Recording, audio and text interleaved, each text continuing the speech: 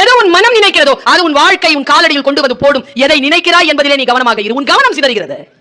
பாய்ஸ்க்கு சொல்ற உன் கவனம் சிதறுகிறது. யாருக்கு கவனம் சரியாக இருக்கிறதோ அவர்கள் தான் வாழ்க்கையில் ஜெயிக்க முடியும். கவனத்தை சிதறுகின்றவர்கள் வாழ்க்கையை சிதறடிக்கிறார்கள். ஒரே நிமிஷம் தான், ஒரே வினாடி தான் கவனம் சிதறினா ரோட் ஆக்சிடென்ட். ஒரு நிமிஷம் தான் சிதறினா ட்ரெயின் மிஸ். 1 hour தான் சிதறிச்சுன்னா எக்ஸாம் எழுத முடியாது. ஒரு நாள் தான் கழுத்து போடலன்னா சீனியாரிட்டி கிடைக்காது. 1 year ஃபெயில் ஆனவங்களை போய் கேட்டு பாருங்க, என்னன்னு தெரியும். கவனத்தை சிதற விடுகின்ற பொழுதுதான் வாழ்க்கை சிதறுகிறது.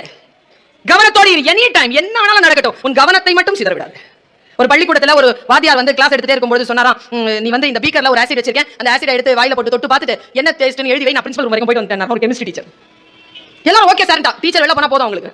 ஓகே சார், ஒருத்த மட்டும் கேட்டான், சார் ஆசிட்ங்கிறீங்களா தொல்லாமா வாயிலன்னு. டேய் விஷமா கொடுப்பேன் தொட்டு எழுதுறா அப்படின்ட்டு போயிட்டாரு. எல்லாரும் வந்து புளிப்புன்னு எழுதி வச்சாங்க. மாஸ்டர் உள்ள வந்தாரு. என்னடா என்ன டேஸ்ட் அப்படின்னாரு.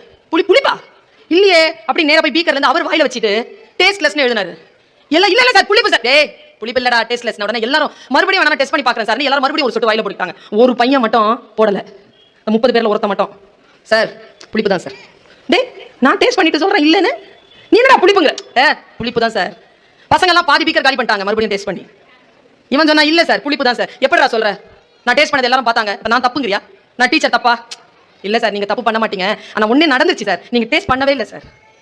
டேய் கைய போட்டு வாயில வச்சேனடா. இல்ல சார் நீங்க போட்ட விரல் வேற வாயில வச்ச விரல் வேற சார். இதுக்கு பேர் தான் கவனம். அவர் ஆள்காட்டி விரலை பீக்கருக்குள்ள விட்டுட்டு நடுவிரல் எடுத்து வாயில வச்சிருக்காரு. அவருக்கு டேஸ்ட்லெஸ்ஸா தான் இருந்திருக்குது. எல்லோரும் ஆசிரியர் செய்வதை சொல்வதை கேட்டார்களே தவிர இவன் தான் செய்வதை பார்த்தான். பார்ப்பது கவனம். கான்சென்ட்ரேஷனோட யார் இருக்கீங்களோ அவன் தான் ஜெயிக்கிறான்.